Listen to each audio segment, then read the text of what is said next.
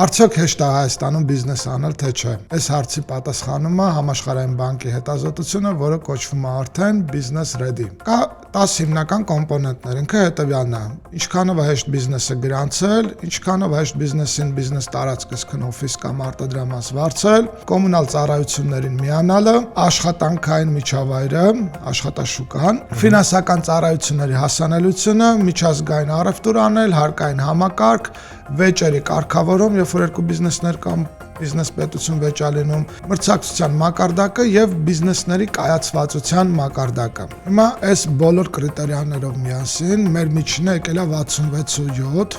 ինչը նշանակում է մենք 101 երկրների մեջ 37-րդ տեղն ենք։ Վրաստանի միջինը 75 է։ Շատ բարձր դիրքում է գտնվում, մտնում է տասնյակի մեջ։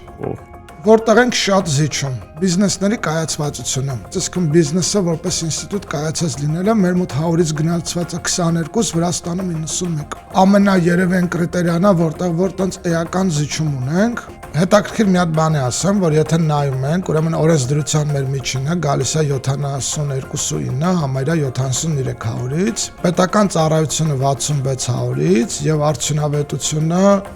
61.2%։ Այսինքն ոնց որ թե ինչ է այս ամեն ինչը ցույց տալիս, որ ունենք լավ օրենքներ, որոնք գետնի վրա մի քիչ լավ չեն իրականացվում, չեն ռեալիզացվում, ու եթե դրանք իրոք ռեալիզացվեն հենց ոնց որ գրված է, չլինեն տարընթացումներ, ինչ որ երկակի իմաստներ եւ այլն, ռեյտինգը էականորեն կլավանա ու կբարելավի, ու ես հավատացած եմ, որ այն խնդիրները ինչ որ տեսնում եմ, կարելի է մեծ մասը տենց լուծել ու էականորեն բարելավել։